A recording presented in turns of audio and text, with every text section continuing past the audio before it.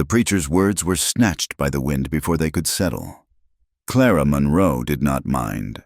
She had heard enough words to last a lifetime, none of which had ever mended a fence or filled a stomach. She stood beside the raw, open wound in the earth, a single, dark figure against a sky the color of a bruise. The dirt, clutched in her fist, was cold and dry. It was October, and the prairie was giving up, turning brittle and surrendering its last hints of green to a uniform, weary brown. A handful of people from the town of Redemption had made the journey out to her homestead, their wagons small and distant against the vast, empty horizon. They stood a respectful distance away, not from grief, but from something colder. She could feel their judgment like a physical weight, a pressure in the air that had nothing to do with the coming winter. Preacher Davies, a man whose piety was as thin as his frame, finished his prayer. Mr. Henderson from the general store cleared his throat and shifted his feet, anxious to be gone. His wife, a woman built of stern disapproval, had not even bothered to look at Clara. Clara let the dirt fall from her hand. It struck the pine box with a sound that was both hollow and final. Frank was in there. The thought came to her not with a wave of sorrow, but with a flat, quiet certainty. He was gone. The shouting was gone. The smell of whiskey on his breath. The heavy, resentful silence that filled their small house. All of it was in that box, being lowered into the unyielding ground. As the few mourners turned back toward their wagons, their voices carried on the ceaseless wind. "A terrible accident, Mrs." Henderson said, her voice sharp enough to cut twine. "An accident of his own making," her husband corrected, his tone lower but no less severe. "A man has no business on a horse when he's that deep in his cups." Then came the whisper that had followed Clara from the moment the sheriff had brought Frank's body home, draped over his own saddle. It came from Agnes Gable, a woman whose tongue was the town's most reliable and venomous courier. She drove him to it. A man doesn't drink himself into the grave without a reason. Never could give him a son. You know. Clara's spine stiffened, but she did not turn. She had learned long ago that to acknowledge a hurt was to give it power.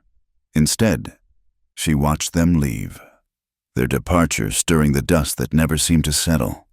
When they were gone, it was just her, the preacher, and two hired men from the livery who began to shovel the cold earth back into the hole. The sound of the spades scraping against stone was the only funeral music she had. She paid the men the last of her coin, her hands trembling slightly as she dropped the heavy pieces into their calloused palms. They did not meet her eyes. No one did anymore. Walking back to the house, Clara felt the full force of the silence. It was a living thing, a presence that had been waiting for her. The wind moaned through the eaves of the small clapboard home, a sound she had once found comforting but now felt like a lament for her own isolation. The land stretched out in every direction, a great, empty sea of brown grass under the oppressive gray sky. The horizon was a clean, sharp line, unbroken by a single tree or neighboring rooftop. It was a place that could swallow a person whole, and she had never felt its appetite more keenly than she did now. Inside, the house was cold. She had not lit the stove that morning. There seemed little point. The chill was deeper than the wood smoke could reach. It was in the floorboards, in the walls, in the faded quilt on the bed she had once shared with a man who had become a stranger. The silence in the house was different from the silence of the prairie. It was heavier, filled with the ghosts of unspoken words and the lingering tension of a life lived on the edge of a blade. Every creak of the floorboards was a question. Every rattle of a window pane was an accusation. She ran a hand over the rough-hewn table Frank had built. It was one of the few things he had made with care, his big hands surprisingly gentle with the wood. In the beginning, there had been moments like that, glimmers of the man she thought she had married, but the prairie had been hard on him. The failed crops, the long winters, the relentless, grinding work, it had worn him down. sanding away his gentler edges until all that was left was bitterness and a thirst the well water could not quench. And he had blamed her. For the dry seasons, for the sick calf, for the silence of a house that held no children's laughter. He had blamed her until she had started to believe it herself. The days that followed the funeral bled into one another, each a copy of the last, distinguished only by the deepening ache in her bones and the growing emptiness in her belly. Her life became a litany of chores, a relentless battle against the encroaching decay. She rose before the sun, her breath misting in the frigid air, and forced her stiff fingers to milk the lone cow, Bessie. The milk was thin, but it was something. She would boil it with a handful of oats for her breakfast, and the rest she would churn into butter, hoping to trade it for flour or salt at the general store. Chopping wood was the worst of it. The axe was heavy and ill-balanced in her hands. Frank had always done it with an easy, powerful rhythm. For Clara, each swing was a jarring, exhausting effort. The shock of the axe biting into the wood traveled up her arms and settled in her shoulders. She would work until her back screamed and her hands were raw with splinters, piling the wood by the back door, a small fortress against the coming cold. She was always hungry. The larder was nearly bare. A few withered potatoes, a half-empty sack of cornmeal, some salted pork that was more fat than meat. She ate sparingly, her stomach a tight knot of anxiety. The cold was a constant companion, seeping through the cracks in the walls and the worn soles of her boots. At night, she would huddle under every blanket she owned. But the chill seemed to rise from the very center of the earth, a deep, unshakable cold that had nothing to do with the weather. Her exhaustion was a heavy cloak she could not shrug off. It was more than physical. It was a weariness of the soul, a profound fatigue that made even the simplest decision feel monumental. Some mornings, she would lie in her cold bed and wonder why she should bother to get up at all. The land did not want her. The town did not want her. There was nothing and no one left to fight for, except for a stubborn, flickering ember of pride that refused to be extinguished. She would not let them see her fail. She would not give them the satisfaction. It was that same stubbornness that drove her out into the fields one afternoon as the sky began to rot from the edges, turning a bruised, violent purple. A storm was coming.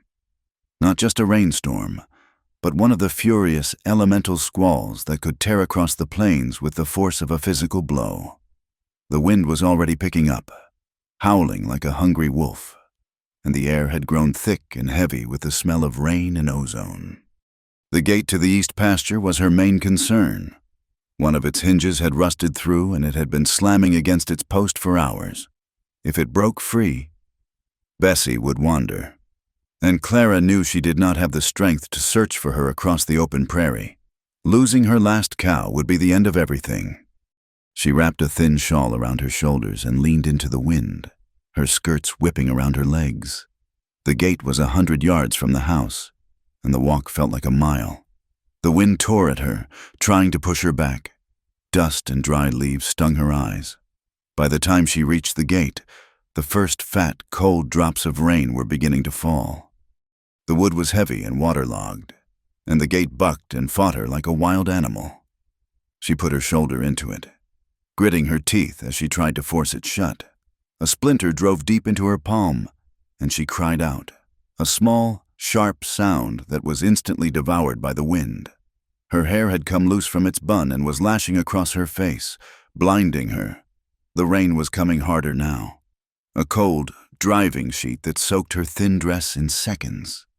It was in that moment, as she wrestled with the gate, her body trembling with cold and exertion, that she saw it, on the low rise to the west, a silhouette against the churning, dark sky, a horse and rider. The horse was stumbling, its head low. The rider was slumped forward, a dead weight in the saddle. Even from a distance, Clara could see that something was terribly wrong. She watched, frozen, as the horse took another few faltering steps, and then its legs seemed to fold beneath it. It went down in a clumsy, final heap. The rider was thrown clear, landing in a motionless sprawl on the wet ground.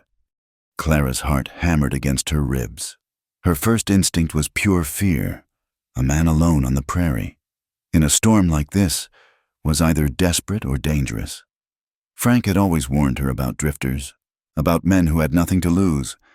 "Lock the door and load the shotgun," he would say.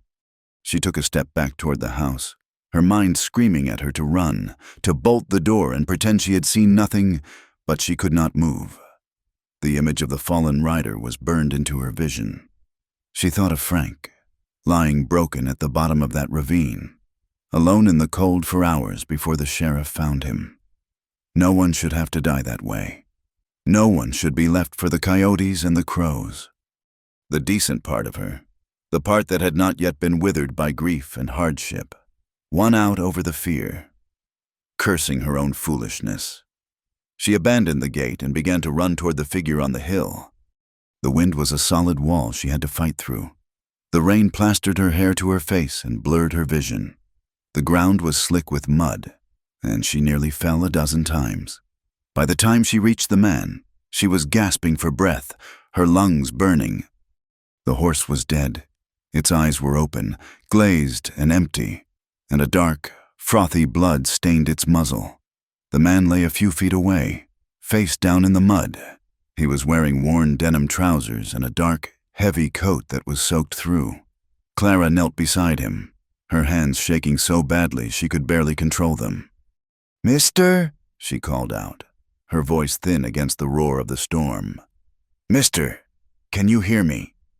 There was no response. With a grunt of effort, she rolled him over. He was young, perhaps 30 years old. His face was stark and angular, with a strong jawline shadowed by several days of dark stubble. Rainwater streamed from his black hair, plastering it to his forehead and temples. There was a deep gash above his right eyebrow, crusted with blood, but that was not the worst of it. When she had rolled him, his coat had fallen open, revealing a dark, spreading stain on the left side of his shirt, high on his ribs. It was a wound, a serious one. For a moment, she could only stare, her fear warring with a sudden, overwhelming wave of pity. He looked so utterly spent, as if he had been running from something for a long, long time and had finally reached the end of his strength. She could not leave him here. To do so would be a death sentence. Her barn was closer than the house. It was not much, but it was shelter.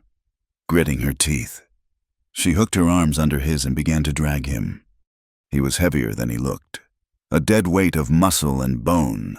The journey back to the barn was a nightmare of straining muscles and burning lungs. She slipped and fell in the mud, her knees and elbows scraping on the rough ground. But she never let go. She pulled him, inch by painful inch, across the field, the wind and rain her constant tormentors. By the time she hauled him over the threshold of the barn, she was on the verge of collapse. She slammed the heavy wooden doors shut, cutting off the storm's fury. The sudden quiet was deafening, broken only by the sound of the rain drumming on the roof and her own ragged breathing. She lit a lantern, its warm, yellow glow pushing back the shadows. The barn smelled of hay, dust, and damp earth. She dragged the man to an empty stall filled with clean straw and gently lowered him to the ground. For a long moment, she simply stood over him, her body screaming with exhaustion, her mind reeling. What had she done? She had brought a stranger, a wounded and possibly dangerous man, onto her property. But looking down at his still, pale face, the fear subsided, replaced by a grim sense of purpose. She would not let a man die alone in the cold. She would not. She fetched a bucket of water from the rain barrel and tore strips from an old, clean linen sheet she kept for wrapping cheese. She returned to the stall and knelt beside him. Gently, she began to tend to his wounds. She washed the mud and blood from the gash on his forehead. The cut was deep, but it had stopped bleeding. Her hands hesitated as she reached for the buttons of his shirt. It felt like a profound violation, but she knew she had to see the wound on his side. With fumbling fingers, She unfastened the shirt and carefully peeled the wet fabric away from his skin. The wound was a ragged tear in his side, inflamed and angry-looking. A gunshot, she thought with a lurch of her stomach, though she could not be sure. It needed cleaning and binding. As she worked, dabbing at the wound with a wet cloth, she could not help but study him. His chest and arms were lean but powerfully muscled, the skin tanned and weathered by the sun. An old, jagged scar ran from his collarbone down his left pectoral, a pale white line against his darker skin. It was the mark of a violent life. Yet there was nothing menacing about him in his unconscious state. There was only a profound and unsettling stillness. She studied his hands.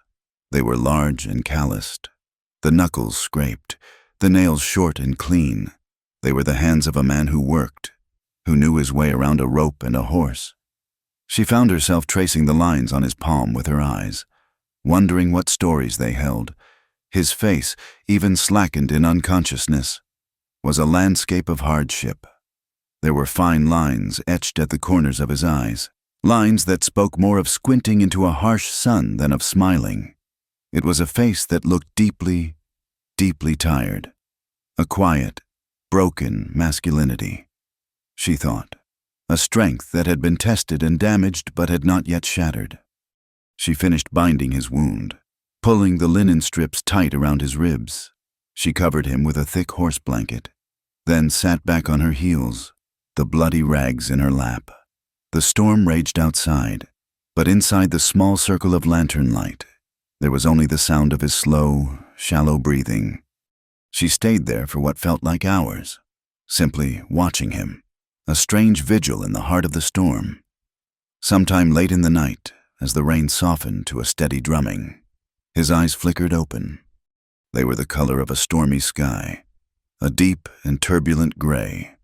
They fixed on her without surprise, just a quiet, assessing gaze. He tried to sit up, and a sharp hiss of pain escaped his lips. "Easy now," Clara said softly, her voice raspy. "You're hurt bad." He sank back into the straw, his eyes never leaving her face. He took in the barn, the lantern, the blanket covering him. There was a flicker of something in his expression, not fear, but a weary resignation. "Where?" His voice was a low, rough whisper. "My homestead. You fell. Your horse." She trailed off, not wanting to tell him the animal was dead. He closed his eyes for a moment, a muscle working in his jaw. When he opened them again, the intensity was gone, replaced by that same deep exhaustion she had seen before. He moved to push the blanket aside, a slow, deliberate motion, as if testing the limits of his own body. Despite the obvious pain it caused him, there was a gentleness to his movements, an economy of motion that spoke of a tightly controlled strength. He was not a man who wasted energy or emotion. Clara found herself holding her breath. She was still afraid, but it was a different kind of fear now. It was the fear of the unknown, of the man behind those quiet, watchful eyes. "You should rest," she said, her voice firmer than she felt. He looked at the fresh bandage on his side, then back at her. For the first time, she saw something other than pain or weariness in his eyes. It was a silent, startling gratitude. He gave a small, almost imperceptible nod. Clara stood up, her legs stiff and unsteady. "I'll leave you be. You can stay the night. The storm isn't letting up." It was a lie. The rain was little more than a whisper now, but the thought of sending him out into the cold, dark night was impossible. She was nervous, her heart a frantic bird in her chest, but she could not turn him away. He watched her go, his gray eyes following her as she backed out of the stall. She slid the heavy barn door open just enough to slip through, then pulled it shut behind her, leaving him in the near darkness with only the dying lantern for company. As she walked back to the cold, empty house under a sky of clearing stars, she felt a profound shift in the world. The silence of the homestead was no longer absolute. There was another heartbeat on her land now, another soul breathing in the darkness, and for the first time in a very long time, she was not entirely alone. The thought did not comfort her. It terrified her. The days that followed settled into a strange and quiet rhythm. The man in the barn, who told her his name was Eli Cade, did not speak much. He was a creature of silence, moving with a pained deliberation that spoke of the wound still healing in his side. But from the second day, he began to work. Clara would see him from her kitchen window, sitting on a stool just outside the barn door, the autumn sun on his back, mending a broken leather strap for the milk cow's harness. He moved slowly, his stitches neat and even. He never asked for the work. He simply found it, as if the sight of something broken was an offense he could not abide. He sharpened her dull axe until it could split a log with a single, clean bite. He rehung the pasture gate, the one she had fought with in the storm, securing it with a clever wooden pin he fashioned from a fallen branch.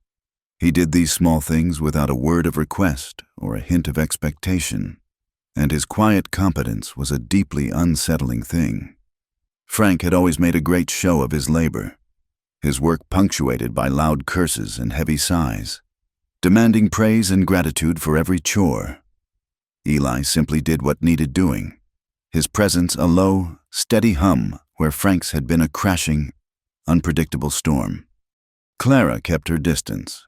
She would leave a plate of food for him on a crate by the barn door, a piece of bread, a bowl of thin stew, whatever she could spare. He would eat it, and the plate would be returned, washed clean in the horse trough, to the same spot. They were like two solitary planets, circling a sun of mutual necessity, held in place by a gravity of unspoken rules. She found herself watching him. As she kneaded dough or churned butter, her eyes would drift to the window. She watched the way his broad shoulders moved as he worked, the focus in his gray eyes as he concentrated on a task. There was a raw, undeniable strength in him, but it was reined in, held in a check so tight it seemed to vibrate just beneath his skin. This quiet man was a contradiction. He was a force of nature that had somehow learned stillness. A flicker of warmth would curl in her belly as she watched, a feeling so foreign and so long forgotten it felt like a betrayal. And with it, swift and sharp, came the shame. She was a widow of less than a month. Her husband's body was barely cold in the ground. What right did she have to feel anything but grief? What kind of woman was she to feel this pull toward the stranger sleeping in her barn? The shame was a cold wash, dousing the unfamiliar warmth, leaving her feeling guilty and small. One evening, as the sun bled across the horizon in streaks of orange and purple, the smell of wood smoke drifted from the small fire Eli had built to warm himself. The scent, usually a comfort, carried a different weight tonight. It seemed to hang in the air, thick with memory. For Eli, the smell of burning wood was a key that unlocked a door he tried to keep bolted shut. He closed his eyes, and he was no longer in a quiet barn in the middle of nowhere. He was back in Texas, the air thick not with the clean smoke of a campfire, but with the greasy, black smoke of a burning homestead. The heat was a living beast, searing his skin, and the screams were the worst part. He had been a bounty hunter then, a good one. He was fast with a gun and faster with his wits, tracking men who thought they could outrun their sins. His younger brother, Sammy, had tagged along on that last job. Sammy was 19, full of fire and foolish courage, and he idolized Eli. He wanted to be just like him. "It's just a rustler, Sammy," Eli had said. "We'll be in and out before he even knows we're there." But the rustler, a desperate man named Jedediah Cobb, had known. He had been waiting. The job had gone wrong in 100 different ways, ending in a spray of gunfire and an overturned lantern that had set the dry barn ablaze in an instant. Eli had been wounded, a bullet grazing his temple, stunning him for a crucial minute. When he came to, the barn was an inferno, and Cobb was making a run for it. Eli's instinct, honed by years of the hunt, screamed at him to go after his bounty, but Sammy's voice, thin and terrified, cut through the roar of the flames. "Eli, I'm trapped!" He had made a choice. He had run after Cobb. He told himself it was because Cobb was the immediate threat, that he would deal with him and then go back for Sammy. He had caught Cobb, shot him in the leg, and tied him to a tree. But by the time he got back to the barn, the roof had collapsed. The screams had stopped. All that was left was the sound of the fire, eating away at the wood, eating away at his soul. He had never collected the bounty on Jedediah Cobb. He had left him tied to that tree and walked away. He had walked away from his guns, from his name, from the man he used to be. The fire had taken Sammy, and the guilt had taken Eli. Now he was just a drifter, haunted by the ghost of a 19-year-old boy and the smell of smoke. He opened his eyes. The sun was gone, and the first stars were appearing in the darkening sky. He drew a ragged breath. The cold night air a balm on the phantom burns of his memory. The silence between him and Clara began to fray at the edges a few days later. She brought him his plate, but instead of leaving immediately, she hesitated. "The fence you mended," she began, her voice quiet. "It is holding well. Thank you." Eli looked up from the piece of leather he was oiling. He simply nodded, his gray eyes unreadable. The silence stretched, but this time Clara did not run from it. "It is quiet now," she said, more to herself than to him. "Since Frank—" She did not finish the sentence. Eli stopped his work. He looked at her, truly looked at her, and she saw a flicker of understanding in his gaze. "Some quiet is louder than noise," he said, his voice a low rumble. The simple truth of his words cracked something open inside her. "Yes," she whispered, the admission a profound relief. He had a loud way about him, even when he was silent." She looked out toward the empty fields, the fields Frank had cursed and bled for and ultimately lost. "He drank, more than most. The work was hard, and the land gives less than it takes. The drink made him mean." She had never said these words aloud to anyone. In redemption, a wife's duty was to stand by her husband, to smooth over his rough edges and present a respectable face to the world. To admit to his cruelty felt like a failure on her part, a shame she had to bear alone. "He did not like me talking to folks in town," she continued, the words coming in a slow, careful trickle. "He said a woman's place was at home. At first, I thought he was just protective. But it was not that. He wanted me alone. It is easier to control someone when they have no one else to turn to." She risked a glance at Eli. He was watching her, his expression impassive, but he was listening. He was not judging or offering empty platitudes. He was simply bearing witness, and that was a kindness she had not known she needed. "When he died," she said, her voice dropping to a near whisper, "everyone in town looked at me. They think I drove him to it, that I was a poor wife. Maybe they are right." Eli set the piece of leather aside. He rose slowly to his feet. Wincing as the movement pulled at his side, he stood before her, a tall, solid presence in the fading light. "A man's thirst is his own to carry," he said, his voice quiet but firm. "It is not a burden you can put on another's shoulders." Tears pricked Clara's eyes. She blinked them back fiercely, turning away before he could see. I should get back to the house." She fled, her heart pounding a frantic, confused rhythm. She felt exposed, as if she had peeled back a layer of her skin and shown him the raw, wounded flesh beneath. But she also felt lighter. The town, however, was not content to let her be. The following week, Clara realized she was almost out of flour and salt. She did not want to go to redemption, to face the cold stares and the whispers. But she had no choice. She asked Eli if he would go for her. She knew it was a risk. A strange man buying supplies for the widow Monroe would set tongues wagging, but it was a risk she was willing to take to avoid the ordeal herself. Eli agreed with a simple nod. He took her small list and the few coins she had, and set off on foot. his stride long and steady, though she could still see a faint stiffness in his gait. Henderson's general store was the heart of redemption. It was a place of commerce, but also of news and gossip. As Eli stepped inside, the conversation among a group of women by the fabric bolts faltered. They stared at him, their eyes full of suspicion and appraisal. He ignored them, walking directly to the counter where Mr. Henderson was weighing out sugar. He recited Clara's list in his low, even voice. As Henderson gathered the items, Eli felt the weight of the town's collective gaze. He could hear their whispers, sharp and sibilant as snakes in the grass. He focused on the tins of coffee on the shelf behind the counter, trying to block them out. But then he heard a voice, louder than the others. A voice he recognized from the funeral. It was Agnes Gable. "It is a disgrace, is what it is," she declared, her voice carrying across the store.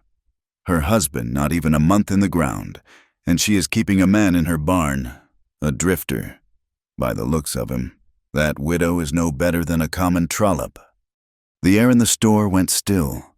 The insult hung there, ugly and sharp. Eli's hands, resting on the counter, slowly curled into fists, his knuckles turning white. A hot, red rage flared in his chest, the same fire that had driven him as a bounty hunter. It would be so easy to turn, to walk over to that woman and let his anger speak for him. It would be easy to silence her cruel tongue with a look, a word, a threat. But then he thought of Clara. He thought of her quiet dignity, the deep well of pain in her eyes, the way she flinched from the world's judgment. Causing a scene here would only bring more shame down on her. It would prove them right. It would make him the dangerous drifter they already believed him to be. He forced his fists to relax. He took a slow, deep breath, banking the fire inside him. He paid Henderson, his movements deliberate and calm. He took the sack of supplies, turned, and walked out of the store without a single glance in Agnes Gable's direction. His controlled exit was more powerful than any outburst could have been. It left the gossips in a stunned, unsettled silence. But as he walked the long road back to the homestead, the ugly words echoed in his mind. He had spent his life dealing with hard men, killers and thieves. Their insults were meaningless. But the casual cruelty directed at Clara felt like a physical blow. She had shown him nothing but kindness, and for that, her world was condemning her. That night, the air grew sharp with the first real bite of winter. Clara sat in her house, the silence pressing in on her. She had seen the look on Eli's face when he returned from town. It was a closed, shuttered look she had not seen before. He had not told her what happened, but she knew. She knew her town. On impulse, she poured hot water from the kettle into the coffee pot, the rich, dark smell filling her small kitchen. She put the pot and 2 tin mugs on a tray and, pulling her shawl tighter around her shoulders, walked out into the cold, clear night. The barn was dark except for the faint glow of his lantern. He was sitting on the stool, staring out at the vast expanse of the prairie, a silhouette against the star-dusted sky. He heard her footsteps and turned. "I thought you might be cold," she said, her voice small in the immense quiet. She set the tray down on the crate between them. He watched her as she poured the steaming coffee into the mugs. She handed one to him, and as he took it, his fingers brushed against hers. His skin was warm and rough, a jolt of unexpected electricity. Clara flinched, a sharp, involuntary jerk, her breath catching in her throat. For a panicked second, she wanted to snatch her hand back, to run back to the safety of her house. But she did not. She let her fingers linger there for a fraction of a second, a silent, trembling acknowledgement of the contact. It was the first gentle touch she had known in years, and it was both terrifying and achingly welcome. She finally pulled her hand away and wrapped it around her own warm mug. Neither of them spoke. They stood together in the chilly night air, sipping the hot coffee, the silence between them no longer empty, but charged with everything they had not said. The sky above was a brilliant, shocking spray of stars, so bright they seemed close enough to touch. After a long time, Clara looked up at the vast, indifferent heavens. "You should not stay," she said softly, the words barely a whisper. She was not telling him to go. She was warning him. She was telling him about the town, about the cost of his kindness, about the trouble that would surely find them both. Eli did not look at her. He kept his gaze on the distant horizon, a dark line where the earth met the stars. He took a slow sip of his coffee. "I know," he replied, his voice a low, gravelly sound that seemed to come from the very depths of the quiet night. And that was all. He knew the danger, he knew the cost, and still, he was here. The air between them crackled. It was a dangerous, thrilling, and profoundly lonely space, filled with unspoken desire and the shared understanding of two broken people who had found a fragile, forbidden shelter in each other's presence. But they did not move. They did not speak again. They simply stood under the stars, a man and a woman on the edge of a world that would never understand, and did not act, not yet. The first sign of the new trouble came in the form of hoofprints, where they did not belong. Clara found them one morning in the thin patch of earth she had tilled for a winter garden. The tender shoots of turnips and hardy greens trampled into the cold mud. They were cattle tracks, and they led back to the sagging section of fence that bordered Jedediah Croft's land.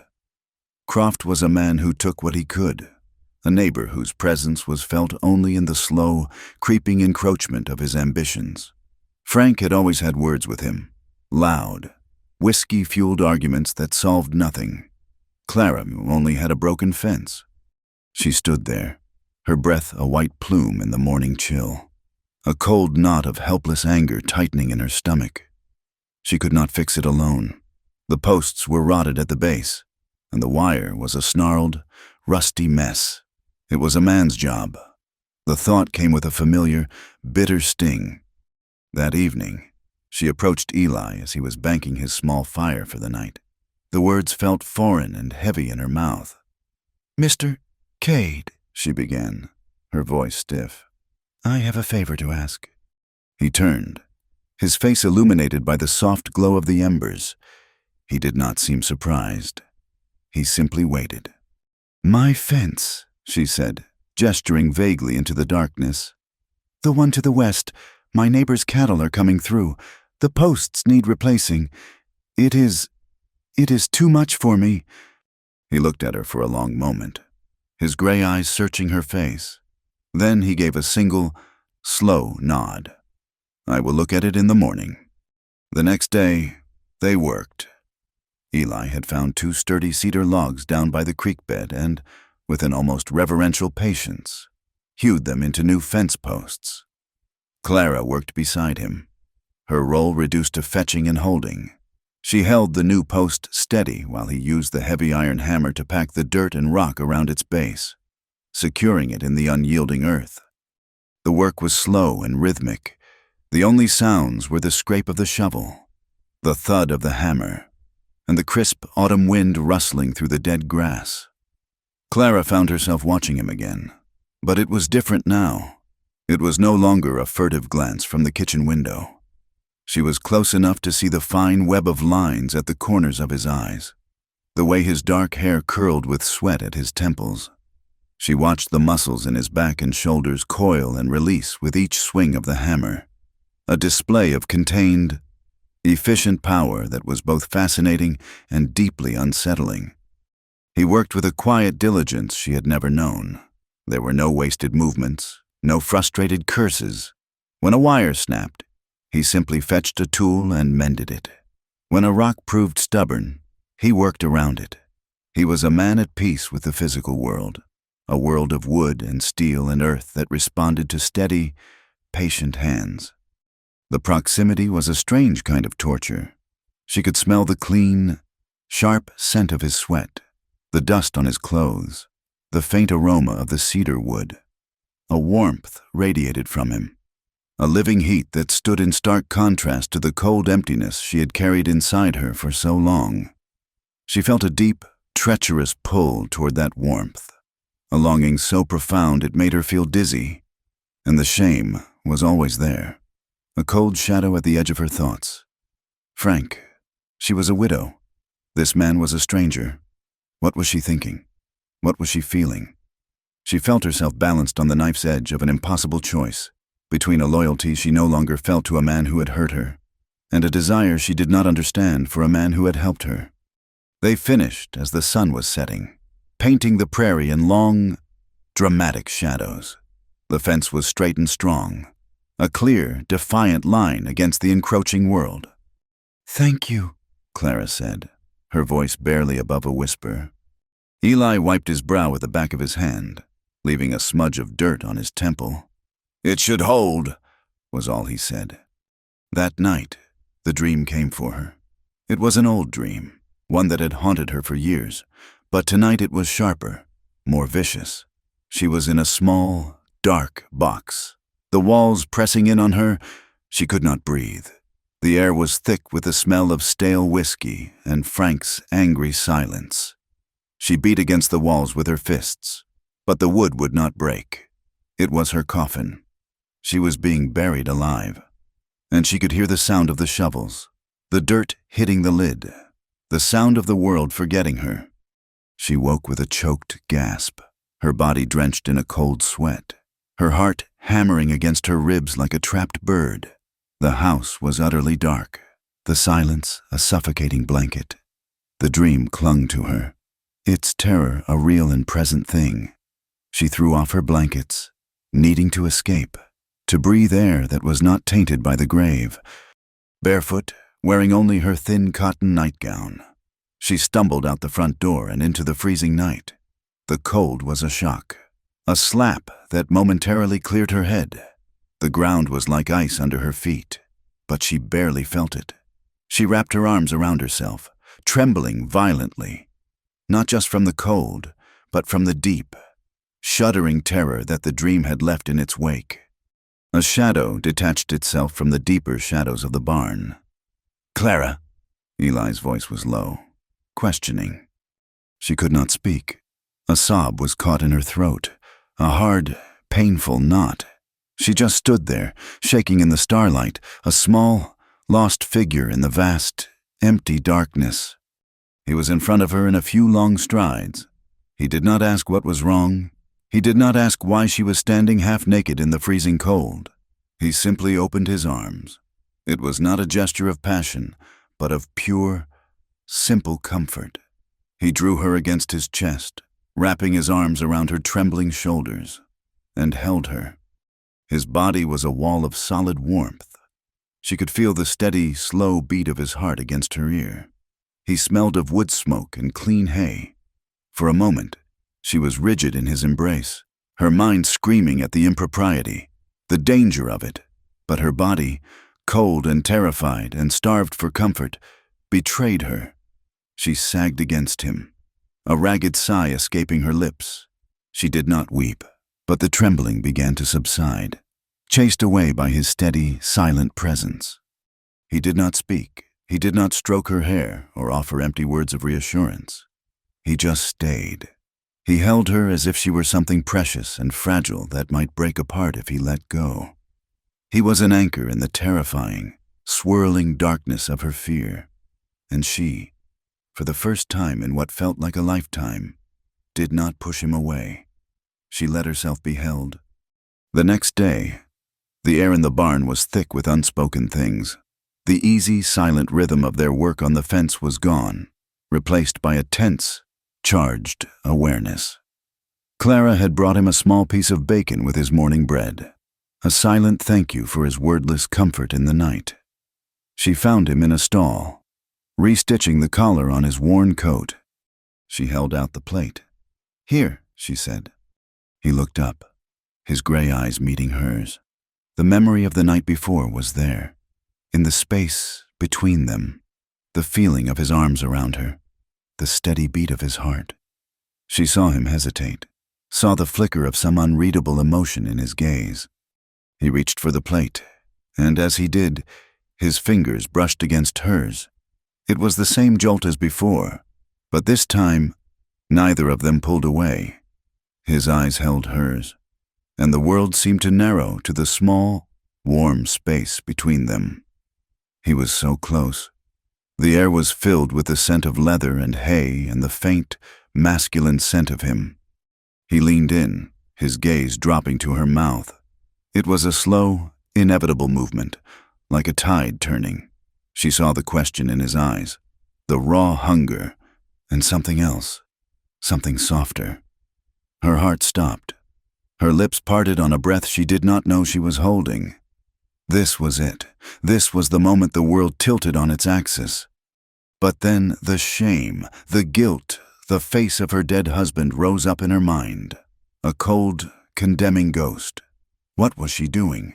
She gasped, a small, wounded sound, and took a stumbling step back, pulling her hand away as if she had been burned. The plate clattered to the floor, the food scattering in the straw. I cannot, she whispered, her voice shaking. She turned and fled from the barn, her cheeks burning with a shame so hot it felt like a fever. Eli stood motionless, watching her go. He looked down at his own hands, then slowly clenched them into fists. He had seen the desire in her eyes, but he had also seen the terror, and he understood that he was the cause of both. He was bringing trouble to her door, a different kind of trouble than Jedediah Croft's cattle, but trouble nonetheless. He was a complication she did not need, a temptation she could not afford. A decent man would leave. He began to gather his few belongings, a spare shirt, a whetstone, a worn copy of a book with no cover. He rolled them tightly in his bedroll. He saddled a horse, not his, but one of Frank's that had been left to pasture. He would take it to the next town and send it back with someone. It was not stealing. It was borrowing. He owed Clara that much. Clara watched from her window, her heart turning to ice. He was leaving. The realization hit her with the force of a physical blow. He was doing what she had pushed him to do. He was being honorable. And the thought of it, the thought of this place returning to its crushing, absolute silence, was more than she could bear. The loneliness she had known before would be 100 times worse now, because now she knew what it was like not to be alone. She did not think, she only acted. She ran from the house, her feet flying across the dusty yard toward the barn. He was leading the horse out into the sunlight when she reached him. He saw her coming and stopped, his face a mask of grim resolve. "You are leaving," she said, her voice breathless. "It is for the best," he said, his voice low and steady. He would not look at her. "No," she said, the word tearing from her throat. "It is not." He finally met her gaze, and she saw the deep well of his own pain. "I am causing you trouble. Clara, you pulled away. I understand." "You do not understand," she cried, frustration and despair making her bold. "You do not understand anything." He made to turn, to mount the horse. "Goodbye, Clara." In that moment, a desperate, primal fear took hold of her. The fear of being left again. She lunged forward and grabbed his arm, her fingers digging into the hard muscle. "Don't," she whispered, her voice breaking. "Please." He froze, his whole body going still. He looked down at her hand on his arm, then back up to her face. He saw the tears glistening in her eyes, the raw, pleading desperation there, and something inside him, something he had kept locked away since the day of the fire, finally broke. He turned toward her, his hands coming up to cup her face, his thumbs gently brushing away her tears. "Clara," he breathed, his voice rough with an emotion she could not name. And then he lowered his head and kissed her. It was not a gentle kiss. It was slow and deep and filled with all the grief and longing that had been simmering between them for weeks. It tasted of coffee and loneliness and the dust of the prairie. His lips were firm and warm, and the rough stubble on his jaw was an abrasive, thrilling texture against her skin. Her own lips trembled against his, and she brought her hands up to his chest, clinging to him as if he were the only solid thing in a world that was spinning apart. He pulled her closer, his arms wrapping around her waist, lifting her against him until her feet barely touched the ground. He broke the kiss, resting his forehead against hers, his breathing ragged and heavy. His gray eyes were dark with a fire that both terrified and exhilarated her. "Are you sure?" he asked, his voice a harsh whisper. The honest answer was on her tongue. "No, I am not sure. I am terrified. I am a widow. This is wrong." But what came out was a different, deeper truth. "No," she whispered, her voice trembling. "But I want to feel something again. Anything other than this emptiness." That was all he needed to hear. He kissed her again, more urgently this time, a kiss of desperation and hunger. It was a kiss that spoke of long, lonely nights and a deep, aching need to connect with another human soul. She responded with a ferocity that surprised them both, her fingers tangling in his hair, her body pressing against his. But then, with a strength of will that she could feel cost him everything, he pulled away. He was breathing hard, his hands still gripping her waist, holding her steady. "Not like this," he said, his voice strained. "Not out here." He released her and took a step back, putting a small, necessary distance between them. The fire was still in his eyes, but it was banked now, held in check by a powerful self-control. Clara stood there, her body humming, her lips still tingling from the pressure of his. She felt raw, exposed, and more alive than she had felt in years. He did not leave. He unsaddled the horse and led it back into the barn. That night, Clara curled into her cold bed, but the chill could not reach the heat that had settled deep within her. Her mind was a whirlwind of confusion and longing. She touched her own lips, the memory of his kiss a vivid, burning imprint.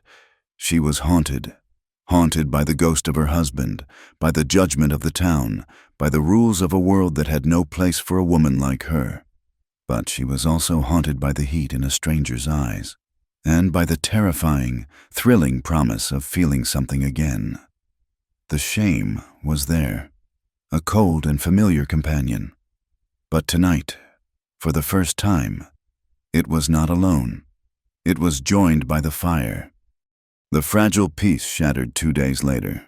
It was not the wind or the cold that broke it, but the arrival of a buggy from town. Sheriff Miller sat holding the reins, a man whose weary posture suggested he would rather be anywhere else on God's green earth. Clara watched him from the window, her stomach clenching into a tight, cold knot. A sheriff did not make social calls. She met him on the porch, wrapping her shawl tightly around herself as if it were armor. Eli had seen the buggy, too, and had melted back into the shadows of the barn, a silent, watchful presence. "Afternoon, Clara," Sheriff Miller said, removing his hat. He had a kind face, lined with the troubles of a town that produced them in abundance.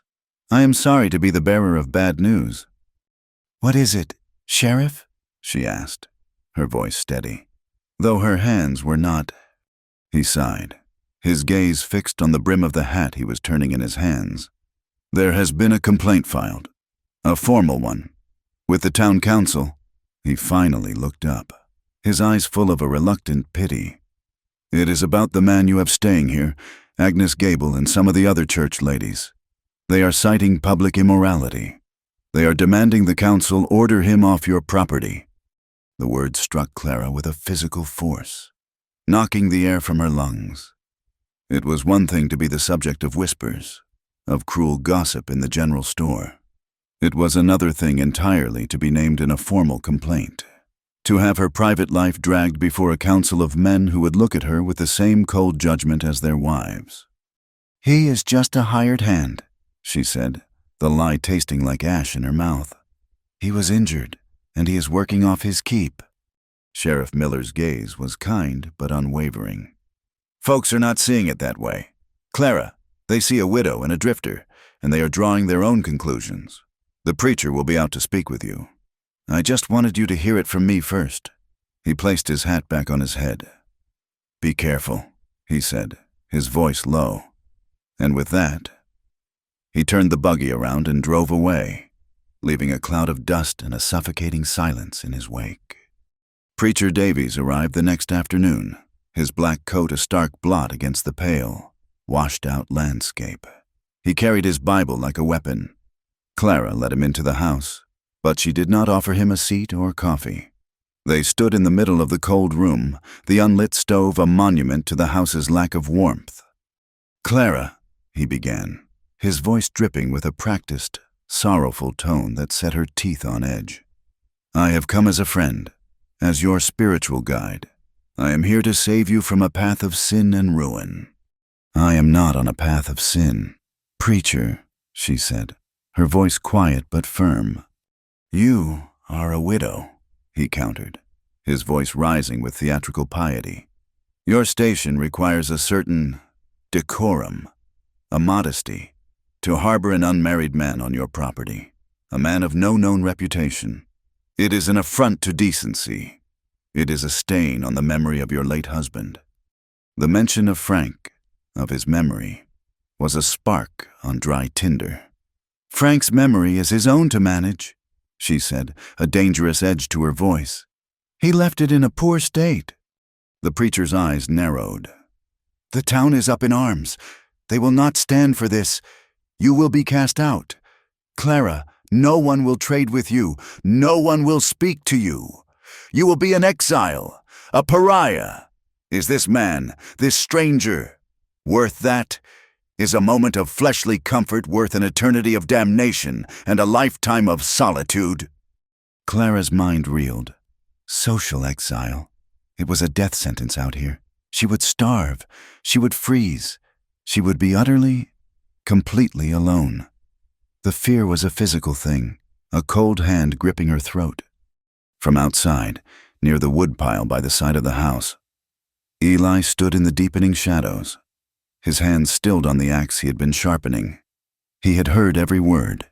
He had heard the preacher's sanctimonious threats and the quiet, desperate tremor in Clara's voice. He heard the choice she was being forced to make, him or her survival. And in that moment, he knew what a decent man would do. He would not let her choose. He would take the choice away from her. Clara finally found her voice, a whisper of defiance against the preacher's oppressive certainty. "You should leave now, preacher." He looked at her, truly shocked that his pronouncements had not brought her to her knees. "You will regret this, Clara Monroe," he said, his voice cold with righteous fury. "When you are alone and forgotten, you will remember this day." He turned and left, slamming the door behind him, the sound echoing the finality of his judgment. Clara sank into a chair, her body trembling, the four walls of her house suddenly feeling like the dark, pressing box from her nightmares. That night, she could not eat. She could not sit still. She paced the cold floors of her house, the preacher's words a venomous chorus in her mind. Social exile. Alone. Forgotten. The wind howled outside, a mournful, lonely sound that seemed to mock her. A noise from the barn, the soft nicker of a horse, drew her from her tormented thoughts. A sudden, sharp fear pierced through the fog of her anxiety. She threw her shawl over her shoulders and ran outside, her boots sinking into the cold mud. The barn door was slightly ajar, a sliver of lantern light cutting through the darkness. She pushed it open and saw him. Eli was standing with his back to her, pulling the cinch tight on the saddle he had just thrown over the horse's back. He was leaving. The sight broke something inside her. All the fear, the grief, the desperate loneliness of the past weeks, the terror of a future utterly alone. It all coalesced into a single, blinding wave of rage and despair.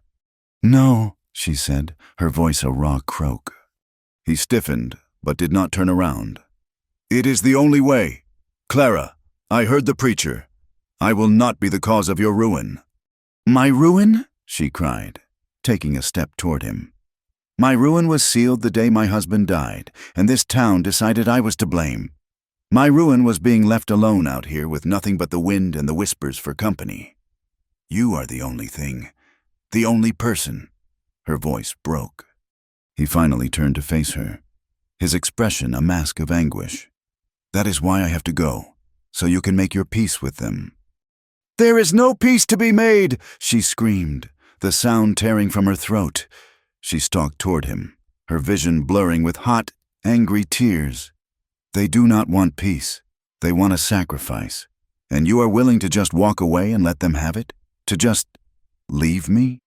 She reached him, and her control finally, completely, shattered. She slammed her clenched fist against his chest, a blow of pure, helpless fury. "Why do you all leave?" she wept, the question a primal scream that came from the deepest, most wounded part of her soul. She hit him again, her fist striking the solid wall of his chest. "Why does everyone always leave me?" He caught her wrist, his grip firm but not painful.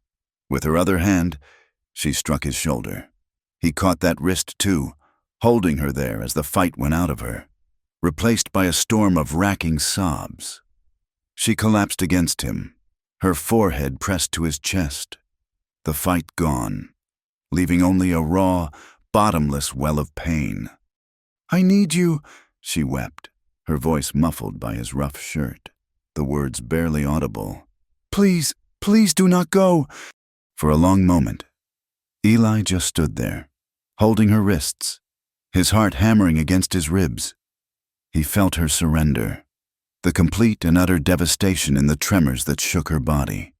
Everything in him, every instinct for self-preservation that had kept him moving, that had told him to stay detached and keep drifting, fell away. All that was left was her. He let go of her wrists and his arms went around her, pulling her tight against him. He buried his face in her hair, breathing in the scent of her. One hand moved to the small of her back, the other to the back of her head, holding her as if he could absorb her pain into himself. He felt her hands come up to grip his shirt, clinging to him. He held her waist tightly, a possessive, anchoring grip. He leaned back just enough to look down at her, his voice a low, fierce promise that cut through the sound of her weeping. "Then I will not," he said. "I will not go. Not unless you look me in the eye and beg me to leave." The promise hung in the air between them, a vow as solemn and binding as any ever spoken in a church. Her sobbing quieted, her breathing still hitched and uneven. She looked up at him, her eyes red-rimmed and shining with tears, her face a mess of raw, vulnerable need. And in that moment, the tension that had been stretched between them for weeks, the longing and the fear, the desire and the guilt, finally snapped. Their passion ignited, a wildfire consuming everything in its path. He lowered his head and kissed her, a desperate, claiming kiss that left no room for doubt or hesitation. It was not a kiss of comfort. It was a kiss of pure, unbridled need. She responded instantly, her mouth opening under his, her arms wrapping around his neck, pulling him down to her. He backed her against the rough wall of the barn, his body pressing hers into the splintered wood. His hands tangled in her hair, and hers gripped his shoulders, her nails digging into the fabric of his shirt.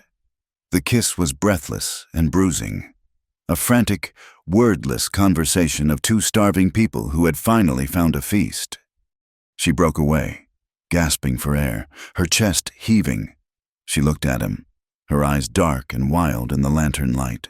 She reached down, grabbed his hand, and pulled him toward the ladder that led to the hayloft. She did not speak. She did not need to. In the soft, fragrant darkness of the loft, she turned to him. The moonlight streamed through a high window, painting them in silver and shadow. "I want to feel wanted," she whispered, the words a raw confession, the deepest truth of her heart. That was all he needed. He pulled her down with him into the soft, yielding hay. Their lovemaking was not soft or gentle. It was intense, and aching, and deeply, profoundly necessary. It was a collision of two lonely souls, a desperate attempt to erase the pain of the past with the fierce, undeniable reality of the present. He shed his shirt, and in the moonlight, she saw the landscape of his skin. She reached out a trembling hand and traced the old, jagged scar on his chest, a question in her touch. He caught her hand and brought it to his lips, kissing her fingertips. For every scar she touched on his body, he kissed a tear from her cheek, tasting the salt of her sorrow, promising with his lips what he could not say with words. This was not just a physical act. It was an exchange. He poured his silent, protective strength into her, and she gave him a sanctuary from the ghosts that haunted him. Two broken people, in the quiet darkness of a barn, were trying to make each other whole. She was not a widow. He was not a drifter. They were just a man and a woman, finding a desperate, beautiful solace in each other's arms. Later, in the quiet aftermath, a soft rain began to fall, a gentle drumming on the barn roof. The storm inside them had broken, leaving a profound and peaceful quiet. Clara lay with her head on his bare shoulder, her arm draped across his chest. Her breathing was deep and even, her face, in sleep, finally free from the lines of worry and fear. For the first time in years, she felt safe. She felt wanted. She slept. Eli, however, remained awake. He lay on his back, staring up at the dark rafters, Clara's sleeping form a warm, trusting weight against his side. He listened to the rain, a sound that had once seemed lonely but now felt like a comforting blanket, enclosing them in their own private world. He had made a promise. He would not leave. He knew, with a certainty that settled deep in his bones, that this promise would cost him. It would cost them both. But as he looked down at the woman sleeping in his arms, he knew he would pay any price. He pulled the blanket higher around her shoulders and continued his watch, a silent guardian in the rain-soaked darkness. In the days that followed, a strange and fragile light began to dawn in Clara's world. It started as a small thing, a softening around her eyes, a lessening of the tension in her shoulders. Then, one morning, as she watched Eli patiently coax a splinter from the milk cow's hoof, his large, rough hands impossibly gentle, she felt an unfamiliar upward pull at the corners of her mouth. It was a smile, small, hesitant, and rusty from disuse, but a smile nonetheless. It felt like a foreign language on her own face, but it was there. Their life settled into a quiet domesticity that was a world away from the loud, resentful silence she had known with Frank. They did not speak of what had happened in the hayloft, but it was a constant, shimmering presence in the air between them. It was in the way his eyes would find hers across the yard, in the way she began to make enough coffee for two each morning without thinking. He moved a few of his things from the barn into the small, unused room off the back of her house, the one she had once hoped would be a nursery. He slept there, on a cot she had set up, a silent guardian separated by only a thin wooden wall. The arrangement was a fiction, a small concession to a propriety that no longer mattered, but it was a comfort to have his steady breathing under the same roof.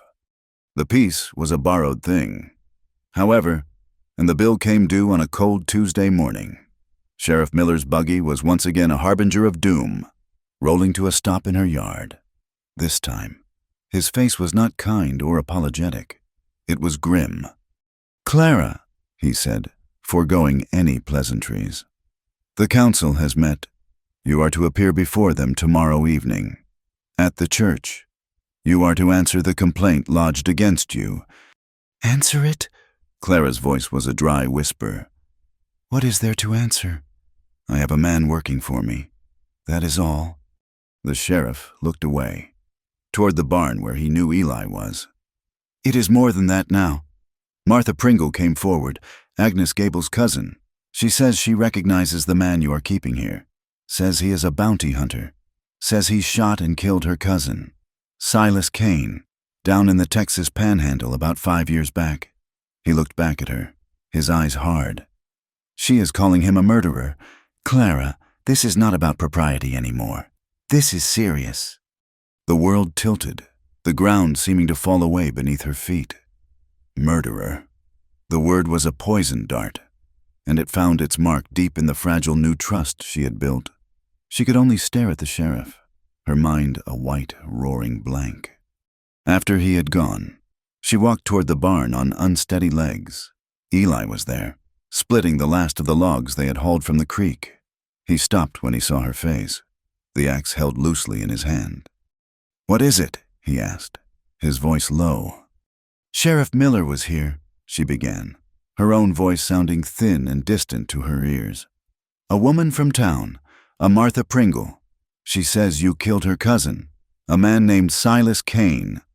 The name hit him like a physical blow.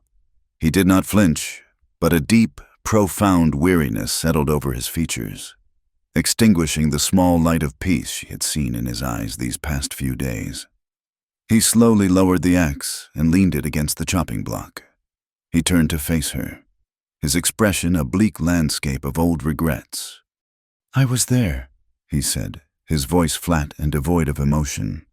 "I did shoot him, but it was not murder." He told her the story then, not in a rush, but with the slow, painful cadence of a man walking back through a nightmare. He had been tracking Kane for weeks. The bounty was for robbery, but Kane was a mean, unpredictable man, wanted for worse things that no one had been able to prove. Eli had cornered him at a small, isolated homestead, a place Kane had taken over, terrorizing the family that lived there. "He had a woman and her boy," Eli said, his gaze fixed on some distant, terrible memory. "A child no older than 10. When I came upon them, Kane was drunk and raging. He had a gun to the boy's head. He said if I took one more step, he would kill him."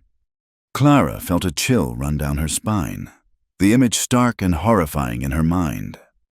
A bounty hunter's job is to bring the man in alive, if possible. Eli continued, his voice a low rasp. "But that boy, he looked at me, and his eyes were full of a terror I had never seen before. I knew Kane meant it.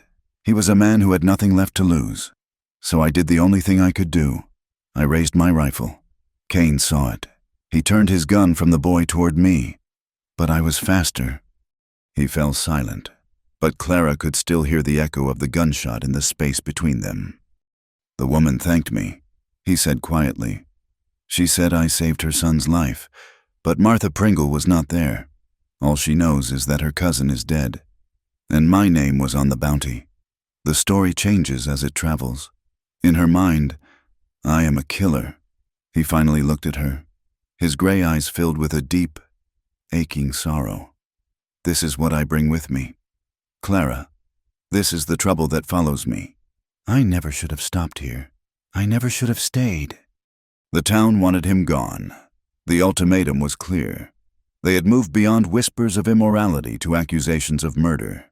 He was a danger, a blight on their righteous community. That night, sitting at her small kitchen table, the air thick with unspoken fears, Clara looked at him. She saw the guilt he carried, the way he held himself as if expecting a blow. "You cannot leave," she said, her voice fierce. "You promised." "A promise I should not have made," he said, his voice rough with self-recrimination. "Look at what I have brought to you. They will destroy you to get to me. They will take your home. They will cast you out with nothing. I cannot let that happen. I cannot be the reason you lose everything." "You are not the reason," she insisted, her hands clenched in her lap. "They are the reason, their judgment, their cruelty. You saved that boy. You did a good thing." "The world does not care about good things, Clara," he said, a bitter edge to his voice. "It only cares about what it looks like." He stood up and walked to the window, staring out into the darkness. "I am dragging you down into the mud with me." Clara went to him, standing behind him, her hand resting hesitantly on his back.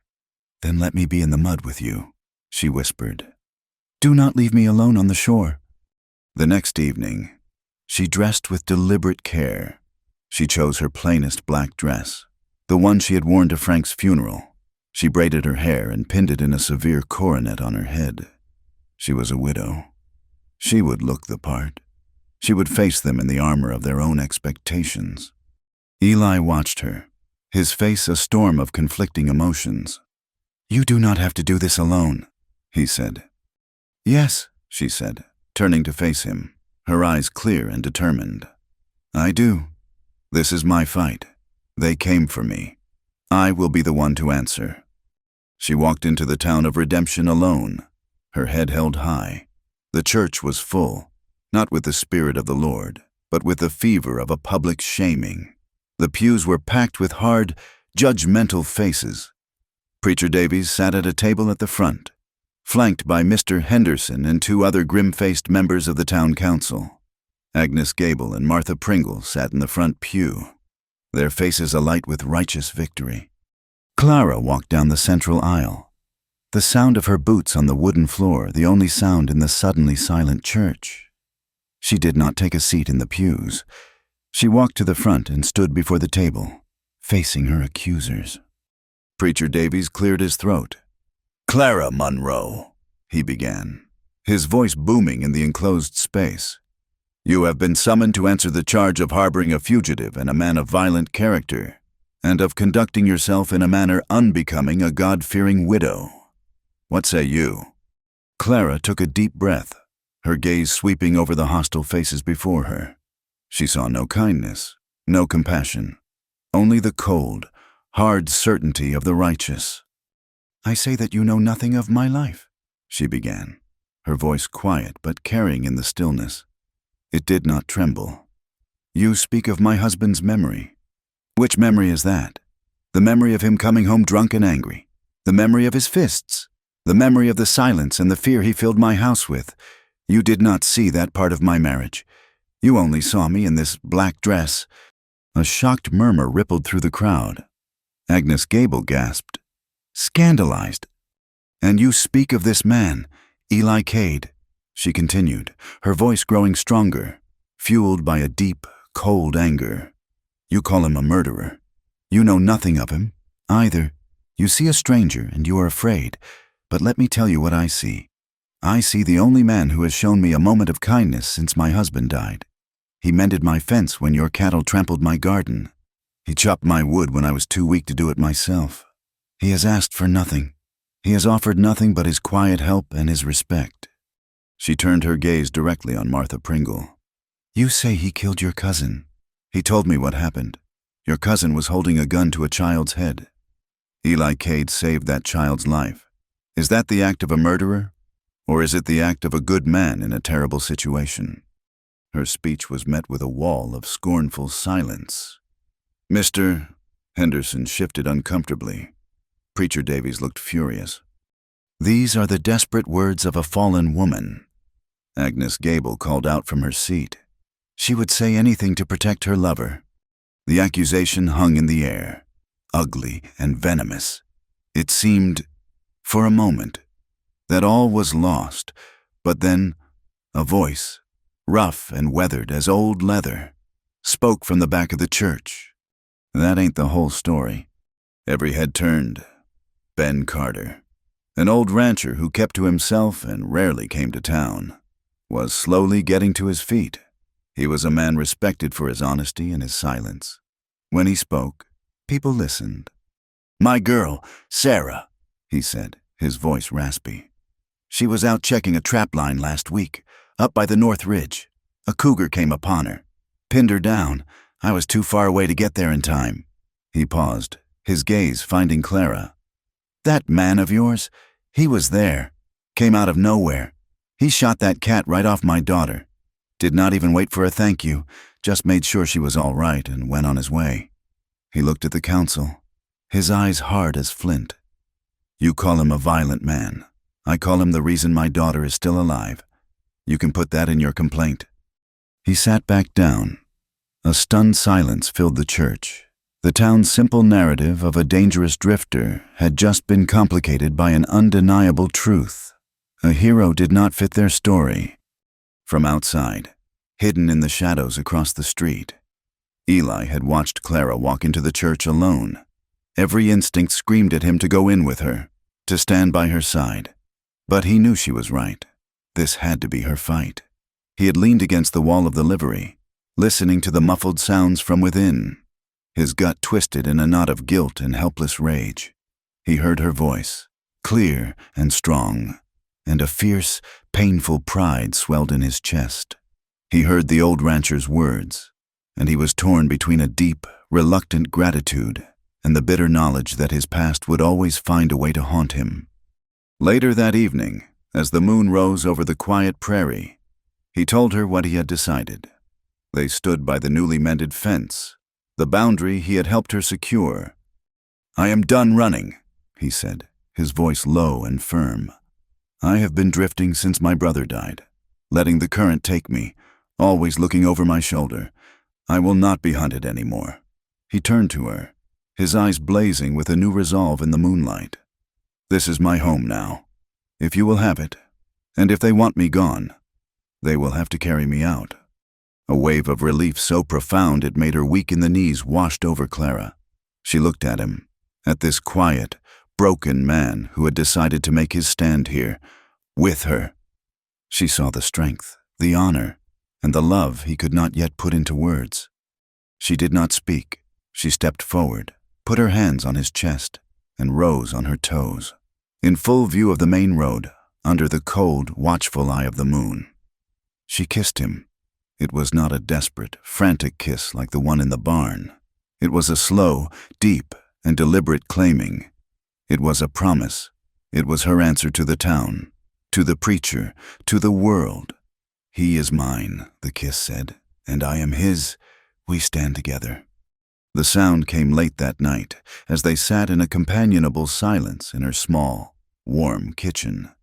A sharp, violent crack, followed by the sound of shattering glass. They both jumped to their feet. A rock, the size of a man's fist, lay on the floor amidst a spiderweb of broken window panes. Wrapped around it was a piece of dirty paper. Eli picked it up and unrolled it. Scrawled in crude, angry letters were 2 words. "Get out!" The rock was a promise. The note was a threat. For 2 days, a tense, watchful quiet settled over the homestead. The boarded-up window a constant reminder of the town's simmering hatred. They worked, but the easy rhythm they had found was gone, replaced by a constant vigilance. Every shadow seemed to hold a menace. Every gust of wind sounded like a footstep. The attack came on the 3rd night, under the sliver of a new moon. Clara was jolted from a light, restless sleep not by a sound, but by a smell, acrid and sharp, and a strange, flickering orange light painting the walls of her bedroom. Smoke. She threw open the door and saw it. The barn, their sanctuary, the place where he had healed, where she had found comfort, where their love had been born, was engulfed in flames. Fire licked up the dry, weathered boards, a hungry, roaring beast against the black canvas of the night sky. "Eli!" she screamed, her voice raw with terror. He was already moving, bursting from his small room, pulling on his boots, his face stark and grim in the hellish light. "Get the animals out!" he yelled, his voice a commanding crack that cut through the roar of the fire. "I will try to save what I can!" Panic gave way to a surge of adrenaline. While Eli grabbed buckets from the well, throwing useless splashes of water against the inferno, Clara ran to the small corral attached to the burning barn. The 2 horses and Bessie the cow were screaming in terror, their eyes wide and white, crashing against the fence. The heat was a solid wall, searing her skin, choking on the thick, greasy smoke. She fumbled with the latch on the gate, her fingers clumsy with fear. The latch finally gave, and she threw the gate open, smacking the terrified animals on their rumps, driving them out into the open pasture, away from the fire. She turned back to the barn, her heart in her throat. Eli was a silhouette against the flames, pulling the wagon, loaded with what little hay they had left, out of the spreading fire. "Eli, get out of there!" she shrieked. "It is not worth it." He ignored her, his focus absolute. He got the wagon clear just as a section of the barn roof groaned, a terrible, final sound, and began to give way. He turned to run, but he was a second too late. A heavy, burning beam, trailing sparks like a dying comet, crashed down, striking him across the shoulder and back, sending him sprawling to the ground. "No!" The scream was torn from Clara's soul. She ran toward him, heedless of the intense heat and the falling embers. He was trying to get up, his face contorted in pain, but his left arm was hanging at an unnatural angle. She reached him, hooking her arms under his, and dragged him away from the collapsing structure, her own strength born of pure, desperate terror. They fell in a heap a safe distance away and watched as the rest of the roof caved in, sending a volcanic plume of sparks and smoke into the night sky. The barn, their barn, was gone. All that remained was a roaring, skeletal frame, a monument to the town's hatred. Eli tried to push himself up, a low groan of pain escaping his lips. He slumped back, his head lolling to the side. He was unconscious. Clara's terror shifted to a cold, focused calm. She gently probed his shoulder, the heat from the nearby fire making the work a sweltering ordeal. It was dislocated, and there was a nasty gash on the back of his head, already sticky with blood. His shirt was singed, and a raw, angry burn was beginning to blister on his back and arm.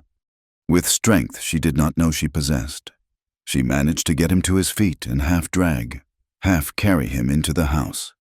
She laid him on her bed, the bed she had once shared with Frank, the irony a dull, distant ache for the rest of the night, as the fire slowly died down to a smoldering, glowing ruin. She worked, she washed and stitched the cut on his head. She found Frank's old medical book and, following the crude diagrams, gritted her teeth and forced his shoulder back into its socket, a sickening pop that made her stomach turn. He cried out in his unconscious state, but did not wake. She gently cleaned his burns and coated them with the last of her butter, covering them with clean strips of linen. He woke just as the sun was rising, casting a pale, gray light on the scene of devastation. His eyes fluttered open, clouded with pain and confusion.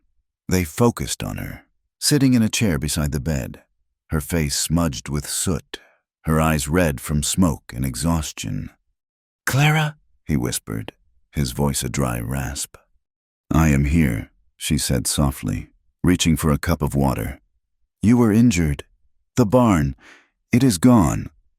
He closed his eyes, the memory of the falling beam returning. He tried to move his arm, and a sharp hiss of pain escaped his lips. "Do not move," she commanded gently, helping him sip the water. "You need to rest. You need to heal." He looked at her, at the fierce, protective light in her exhausted eyes. She had saved him. Again, this quiet, resilient woman who the world had tried so hard to break had pulled him from a fire and tended his wounds. The debt he owed her was becoming a thing of impossible size. The town's reaction to the fire was a study in contrasts. By mid-morning, a wagon appeared. It was Ben Carter, the old rancher. He did not say much. He simply unloaded a pile of fresh lumber, a sack of nails, and a basket of food from his wife. "A man needs a barn," he grunted, before tipping his hat and driving away. An hour later, Sheriff Miller arrived. He did not come with warnings or summons. He came with a wagon full of his own tools and spent the rest of the day helping Clara clear the smoldering debris. He did not speak of the fire's cause. He did not have to. They all knew it was arson. His presence, his labor, was a silent apology and a public declaration of his support. But for every act of kindness, there was a cold shoulder. When Clara had to go to the general store for more bandages, Agnes Gable and her friends turned their backs on her, their silent condemnation as loud as any shout. The town had been split down the middle. You were either for the widow and her drifter, or you were against them. There was no longer any middle ground. A few days later, a boy on a horse rode up to the homestead. He was one of Ben Carter's sons. He handed Clara a sealed envelope and rode off before she could say a word. There was no name on the outside. Inside, a short, simple note was written in a clean, strong hand. "Mr. Cade," it read. "I hear you are a good man with a horse and a strong back. I have need of both on my ranch. Should you find yourself looking for honest work, You will be welcome here." It was unsigned, but it was an offer. A hand extended in the darkness. Proof that some people saw not a murderer, but a man. The healing was slow. Eli was weak, and the pain from his burns was a constant, nagging thing. Clara tended to him with a devotion that went beyond simple gratitude. She fed him. She changed his bandages. She read to him from the coverless book he kept in his bedroll. In these quiet, intimate moments, the last of her walls began to crumble. One afternoon, as she was gently redressing the burn on his arm, her fingers tracing the angry red skin, she finally spoke the words that had been locked inside her for years, a poison she had carried alone. "It was my fault," she said, her voice so quiet he had to strain to hear it. "Frank's death." Eli was still, his eyes fixed on her face. He did not speak. He just listened, giving her the space she needed to finally let the truth out. "It was not just that he was drunk," she continued, her gaze fixed on her own hands. "He was violent that night. He had been angry for days about the price of corn. He broke a plate. He raised his hand to me." She took a shaky breath. He had never done that before. Not quite. He had pushed me, grabbed my arm too hard, but he had never looked like he was going to truly strike me. But that night, he did. She could feel the phantom fear of it even now, the memory of his face, twisted with rage and whiskey. "I told him not to ride out. There was a storm coming, the same storm that brought you here. I told him the horse was lame, but he would not listen. He was going to town to drink some more. He grabbed the saddle and stormed out, cursing me." Tears began to fall, silent and hot, onto her hands. "I stood at the door and I watched him go. I could have stopped him. I could have screamed, or begged, or thrown myself in front of the horse. I could have done something, but I did not. I just stood there. I watched him ride off into the darkness and the storm. And a part of me was glad. I hoped he would not come back. I let him go." She finished, the confession hanging in the air, heavy and ugly. She had finally said it. She had killed her husband, not with a gun or a knife, but with her silence. She braced herself for Eli's judgment, for the look of disgust, for the condemnation she knew she deserved. He was quiet for a long time. Then, he reached out with his good hand and gently took hers. He brought her tear-stained fingers to his lips. He looked directly into her eyes, and there was no judgment there. There was only a deep, profound understanding. "Then I guess you saved yourself," he said softly. The words were an absolution. They were a key turning in a lock she did not even know was there. He did not see a murderer. He saw a survivor. He reframed her greatest shame as her greatest act of courage. The tears came again. But this time they were not tears of guilt. They were tears of release, washing away years of pain and silence. A week later, Eli was strong enough to walk around, his arm in a sling, his back still tender but healing. The pile of fresh lumber from Ben Carter lay where he had left it, a promise of a future they had not yet dared to claim. Clara stood with him by the ruins of the barn, the last of the autumn sun warm on their faces. The silence between them was no longer tense or uncertain. It was a comfortable, settled thing. But there was one last question she had to ask. One final fear she had to conquer. She turned to him. "Eli," she began, her heart beginning to beat a little faster. "That note, the job offer, it is a good offer, a chance to start over, away from this town." He looked at her, his expression unreadable. "It is," he agreed. "Would you stay?" she asked, her voice a whisper. She had to know. After everything, after the fire, the hatred, the violence, she had to know if what they had was strong enough to endure it. She had to know if she was enough. "Would you stay, if I begged you?" He looked at her strong, beautiful face, at the quiet courage that had seen her through a living hell. He saw the flicker of her old fear in her eyes, the fear that she was not worthy of being chosen, that she had to plead for what she wanted, and he knew that he had to erase that fear forever. He stepped closer, his good hand coming up to gently cup her jaw. He leaned down, his forehead touching hers, his gaze holding hers.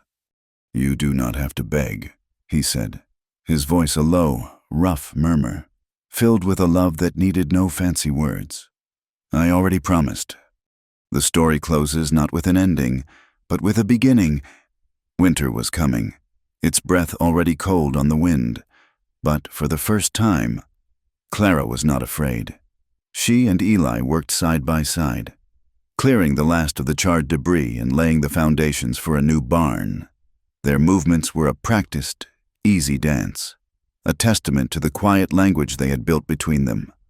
One afternoon, they stopped to rest, standing hand in hand, looking out at the vast, empty horizon that no longer seemed lonely, but full of promise. They were both scarred, inside and out, marked by the fires they had walked through. But as they stood there, a slow smile spread across Clara's face, and it was answered by one of Eli's own.